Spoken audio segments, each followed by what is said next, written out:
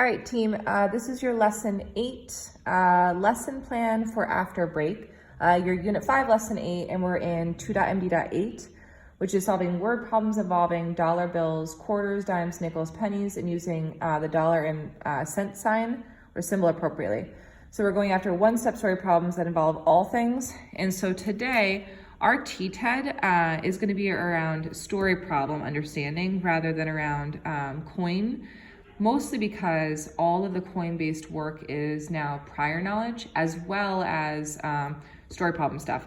And so when we think about it, today, tomorrow, and every day, I can identify knowns and unknowns to create a plan / representation to help me solve all parts of a story problem. And I say that because all parts, because the next day becomes multi-step and we want to be in that. These are really strong questions. They need to be on it. What's the problem in the story? How do I know? How can I use what I know about trading coins to help me represent? What strategy will help me solve? And what is my answer? Does that make sense? This first one connects directly to what we're going after today. So this is the one that you need to be most cognizant of when you're collecting data. You all have seen this, but I have already set up in advance. Big problem, knowns and unknowns, representation, solving, and then a complete sentence answer. This is the thing that we need to make sure. And I want to start to add in not only my answer is, but I know because I think that's actually going to make our kids better mathematicians. Jilly has 3 quarters, a dime, and 2 pennies. She wants to buy a toy that costs $1. How much more money does she need? So she has, and we want to see the symbol because it's an important thing, has $1. Sorry, the toy equals $1. She has 3 quarters, 1 dime, and 2 pennies. And how much money does she need? So this story problem to me is 2-step. One is identifying the total value and then figuring out how much is left, but that's not the intention of the problem.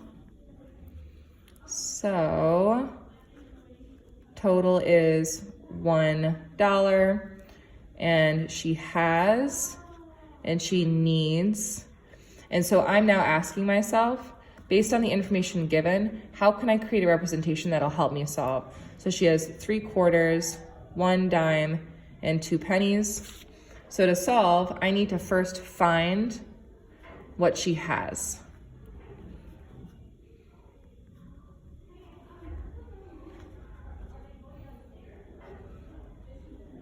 Great, and so then 25 plus 25 equals 50, plus 25 equals 75, plus 10 equals 85, plus 1 equals 86, plus 1 equals 87.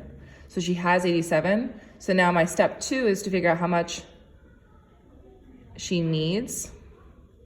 And that's by doing 100 pennies minus 87, or using the number line to jump. I know, Leroy, you actually went and did the actual regrouping. I'm currently doing the 4th way of showing this because you all know that it's 13 cents. But you all know that whatever strategy makes sense for them, both here and here, is what we want to go after. So today you're going after making a plan so we can identify the steps we need to solve.